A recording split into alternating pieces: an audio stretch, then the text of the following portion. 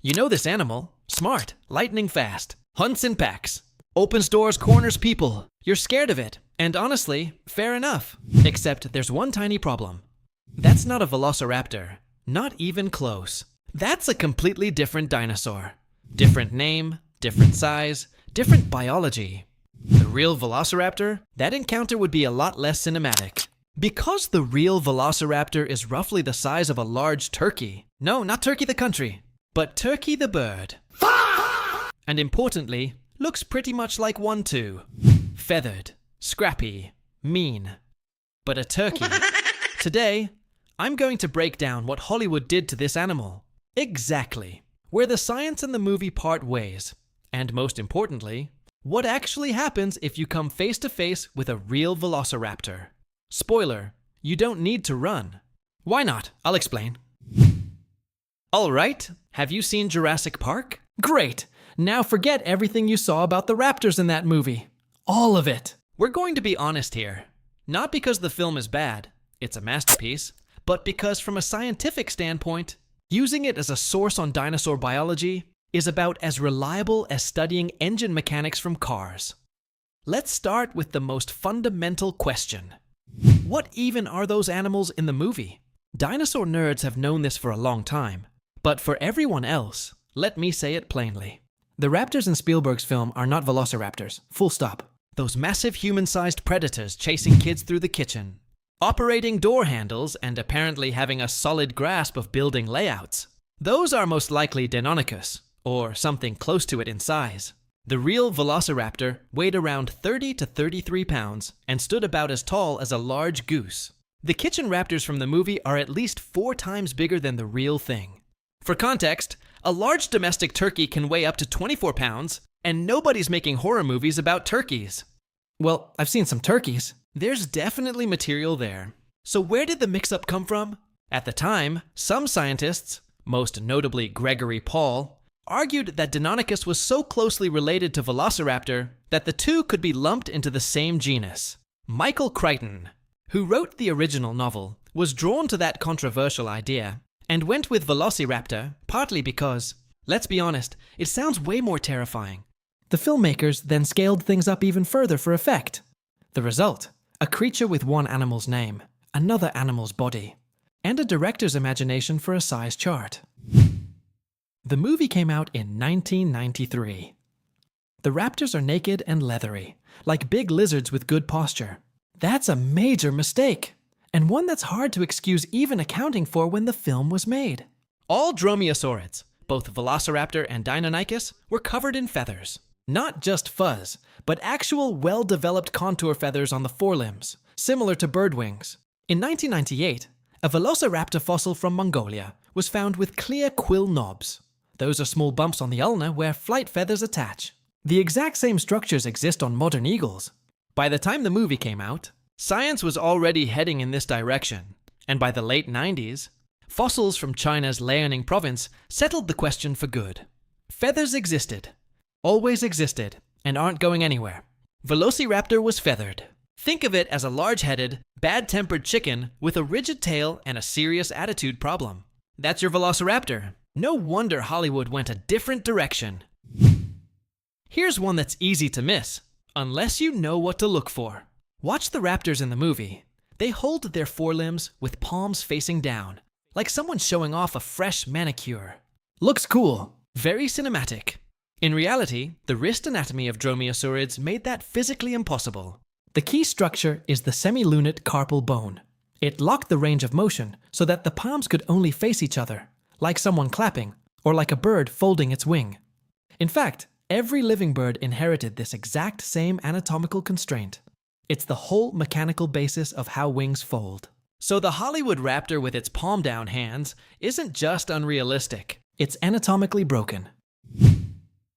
The movie raptors are full-on tacticians.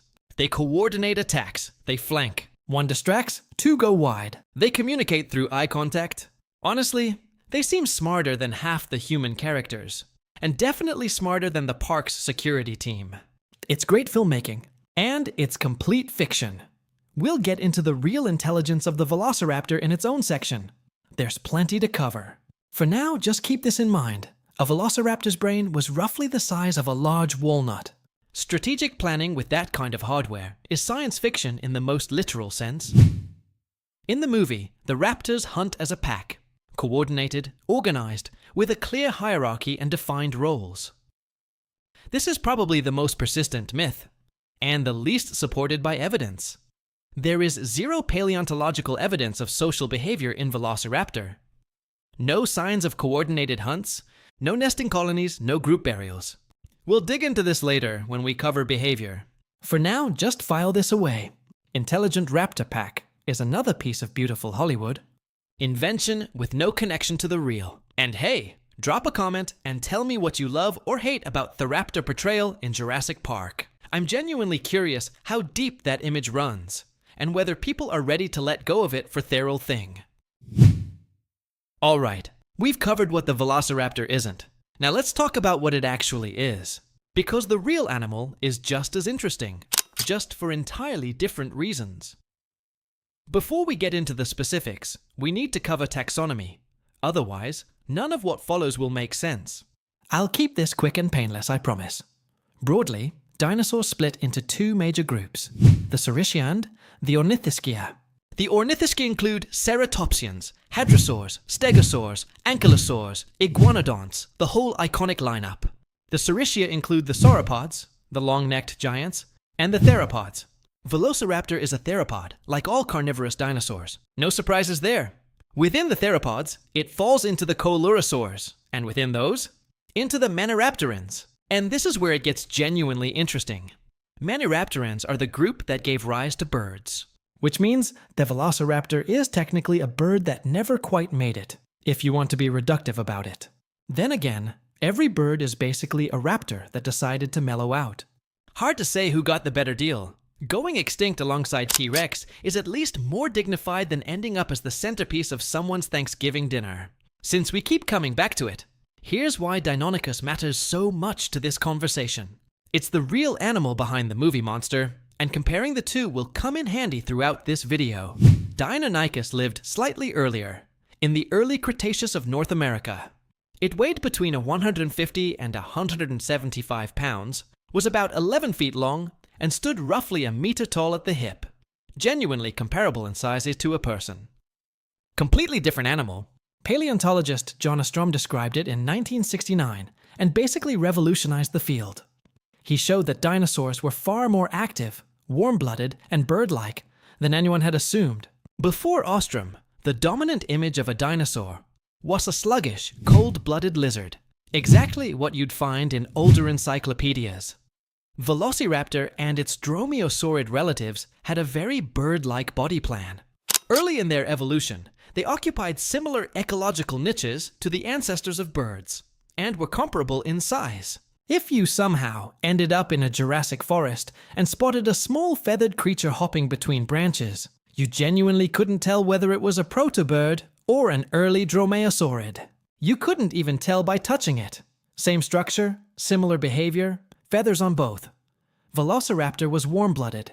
Its body temperature sat in the 97-100 digrafrange, similar to a medium-sized dog. We know this largely from bone histology, meaning the microstructure of the bone tissue itself. It grew fast the way birds do, not slowly like reptiles. Fast growth requires a fast metabolism. That's one of the strongest arguments for warm-bloodedness. The growth rate was closer to ground-dwelling birds like ostriches, emus, and rheas than to crocodiles or monitor lizards. The feathers, in turn, solved the classic warm-blooded problem. Stay warm enough, but don't overheat. The forelimbs carried developed feathers, not for flight, but useful for stability during leaps and sharp turns at speed. Adults only paired up to nest and spent most of the rest of the year alone. In fact, if an adult velociraptor was feeding on a carcass and a younger individual came too close, the adult would likely kill it for the audacity, and probably wouldn't even bother finishing the meal. That's just the kind of personality we're dealing with. Intraspecific fights were brutal. The mechanics. It would leap onto prey, pin it with its feet, then go to work with teeth and forelimb claws. The forelimb feathers helped with balance during the jump and absorbed impact. Exactly like a bird of prey. The famous sickle. Claw on the second toe. The one Hollywood. Uses for all the dramatic disemboweling scenes. Wasn't actually built for that. Biomechanical studies show it. Was too slender and curved to efficiently tear. Through tissue without snapping. Its real function was grip. The raptor would jump, lock that claw into the prey's body, like a cat hooked into a couch, and hold on while the teeth did the work. The same kind of enlarged inner toe claw shows up in many modern raptors, hawks, eagles, ospreys. Evolution keeps reusing the solutions that work, which also explains the famous fighting dinosaurs fossil. The find where a Velociraptor and a Protoceratops were locked together in a death grip. The raptor jumped something that was clearly bigger than it was. The claw got stuck in the Protoceratops's neck. Neither could disengage. Both died. Adrenaline doesn't ask the brain for permission.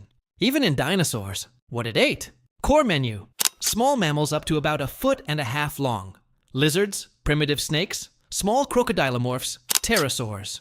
It probably fished from riverbanks too, and picked up frogs and struggling fish along drying waterways. That's typical behavior for small dromaeosaurids. Carrion was absolutely on the table. Feeding on carcasses left by larger predators was a regular part of its lifestyle. Look, the concept of a free meal is hard to pass up, even for a small feathered killing machine from the Cretaceous. Look at the Velociraptor's skull. Find the brain case, the small area toward the back that you can literally cover with 2 or 3 thumbs. Brain volume, roughly 0.9 to 1.2 cubic inches. For comparison, a crow's brain is about 0.4 cubic inches, and a crow solves multi-step problems, recognizes individual human faces, uses tools, and by some accounts, can plan. And it gets worse. The brain case volume isn't purely brain. It also contains venous sinuses that supply and cool the brain, and meningeal layers that cushion it from impact. Without those shock absorbers, an active predator would be concussed by every jump. So the usable brain volume is smaller still. What was it actually thinking? Maybe volume isn't the point. Maybe the Velociraptor had an exceptionally efficient brain architecture. No, the most developed parts of the Velociraptor brain were the cerebellum, motor coordination, and the olfactory bulbs. In other words, excellent sense of smell, excellent body control. Useful for a predator that leaps at fast-moving prey across uneven terrain. Absolutely. But then neocortex, the structure responsible in mammals for complex behavior, observational learning, problem-solving, and social interaction, is barely developed. Technically, in archosaurs, some neocortex functions are handled by the dorsal pallium and related forebrain structures. But the volume of those structures in Velociraptor is still too small for anything more complex. Compares actual brain size to what you'd expect for an animal of that body mass. Puts Velociraptor at about 0.3 to 0.5. Crow sits at 1.5 to 2. A cat around 1. Smarter than a crocodile. Noticeably dumber than a cat. And not in the same league as a crow. Give a crow a Velociraptor's body, and that's a genuinely terrifying scenario. But that's a video for another day. So why does the smart raptor image exist at all? Partly Hollywood, already covered. But partly, it comes from paleontology itself, specifically from the 70s and 80s. Back then, Velociraptor wasn't being compared to crows and cats. It was being compared to other dinosaurs, and by that standard, it looked pretty good. Yeah, it was smarter than an ankylosaur. Bruh. A successful predator doesn't have to be a smart predator. Sometimes, it's enough to be fast, mean, have a great nose, and not overthink your menu choices. Alright, let's bring this to a practical conclusion. Somehow, you've ended up in late Cretaceous Mongolia, about 75 million years ago. So there it is. A couple of meters away. Staring. Bad temperament, built-in aggression, attack reflex fully loaded. It's going to jump. Here's the thing, don't panic. Panic is the real threat here, not the raptor. You outweigh it by 5 to 7 times. You have arms. You have legs with significant striking power. A solid kick to the body can send a 30-pound animal flying several feet. That's just physics. After that, create distance and find something heavy. A branch, a rock, anything with mass. Why do you need a weapon? Because it won't stop after one hit. Its aggression isn't governed by reason and doesn't switch off after a setback. Remember the Protoceratops. The raptor didn't stop even when things went badly wrong. It kept going and died. That's just how this animal works. But if you end up not in Mongolia, but somewhere in early Cretaceous North America, and you run into that same animal that Spielberg called a Velociraptor, you'd better run.